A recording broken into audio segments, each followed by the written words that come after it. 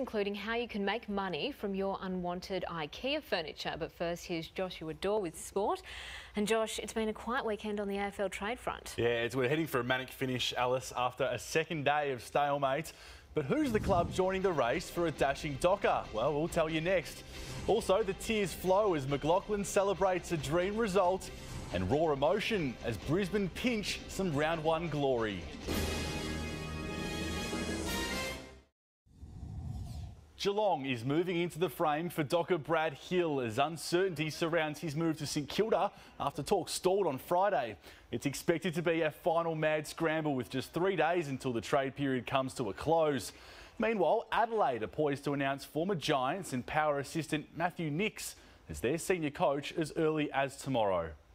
Well, AFL talent expert Kevin Sheehan is urging clubs to give Subiaco star Ben Sokol a spot on a list in next month's draft. The 23-year-old impressing recruiters on a record-breaking day at the Waffle State Combine.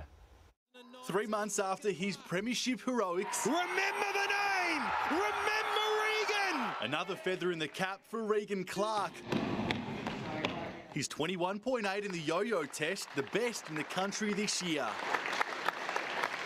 Put in all the hard work and come out and get a result like that. Pretty happy. Hoping to go a bit further, but definitely think I put my best foot forward. Under the eyes of local and interstate recruiters from across all 18 AFL clubs, Ben Sokol caught plenty of eyes. Looked in terrific condition. He's 3 seconds dead for 20. Shows athletically he's quite powerful for a boy of that size, so he deserves an opportunity. Just that strength stuff and speed, I think, of something I've tried to work on since I was 18, 19. The Simpson medalist may be 23 years old, but the recent mature age success stories of Tim Kelly and Marlon Pickett have encouraged the Subiaco forward. Those stories obviously give me great hope. Just hopefully I can one day follow in their footsteps. Interest also growing for Claremont's Cameron Anderson after dominating the 20-metre sprint. I've spoken to a few clubs and they really like the speed and my agility on the field, and that's something that I'll take to heart. While Peel speedster Tyrone Thorne is keen to prove size doesn't matter, breaking Stephen Hill's 11-year agility test record. Don't mind if I don't go this year, if I come back bigger and stronger next year, so yeah, I wouldn't mind, but it will be awesome if I did. There's going to be a couple of stars come out of it, and the real trick is to uncover which ones they are. Good luck to all our WA stars. To supercars now, and he's been the fastest driver all year. And today, Scott McLaughlin added a Bathurst 1000 title to his dream season. It wasn't without drama though, McLaughlin winning the great race as his tank ran on empty.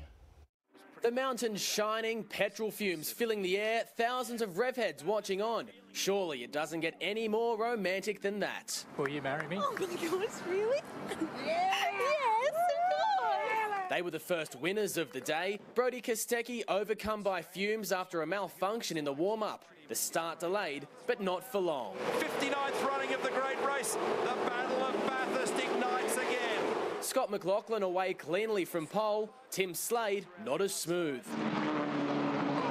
Even the simplest of tasks can be hard on Bathurst 1000 Day. Shane Van Gisbergen struggling to shut his door. The door's not closing. There you go. The door is not closing. The pits were causing problems, sometimes on entry. It's very not only running a road, sometimes on exit.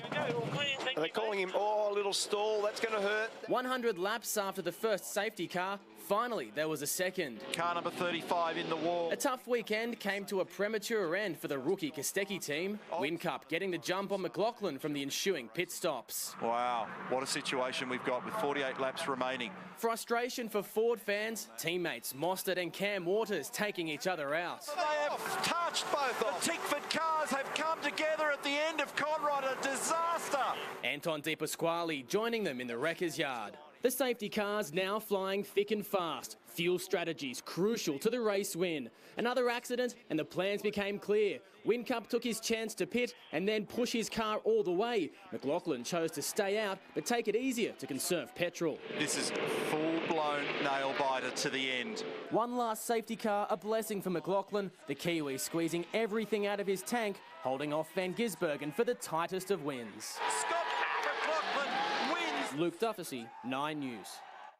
WA has escaped with a draw in their Sheffield Shield opener thanks to an unbeaten 76 from Ashton Agar.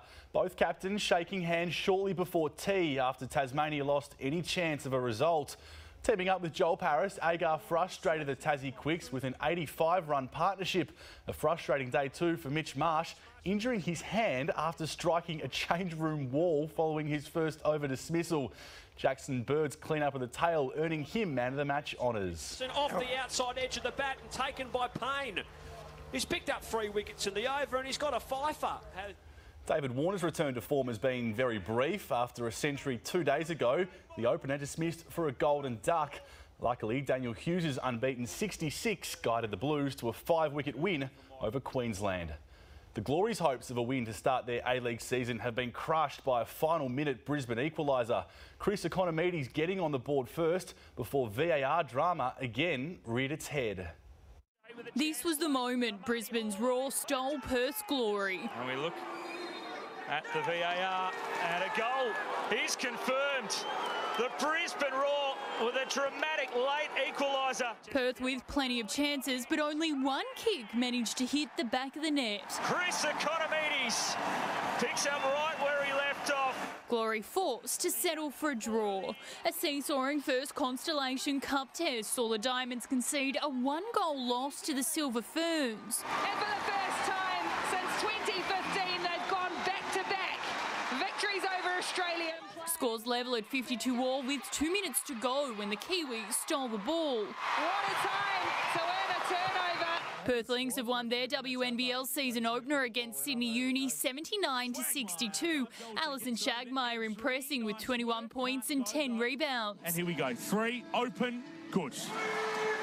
That was nice. Typhoon Hagibis didn't get in the way of Mercedes' 6th straight win at Suzuka. Valtteri Bottas, winless since Baku, has taken the Japanese Grand Prix. Ferrari had locked out front row of the grid, but it was Bottas who took the lead after lights. Vettel didn't get a very good start at all. He's already been passed by Valtteri Bottas. Daniel Ricciardo finishing 7th. We're still looking for that one-lap pace, but the race pace, if we stay out of trouble on the first lap, we certainly seem to have it. Keziah Dawn, 9 News.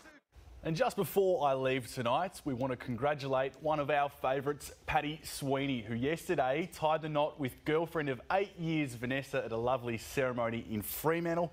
Our sports extraordinaire even unleashing his quick feet on the dance floor. Have a look at that, managing to get those 2 left feet moving in motion.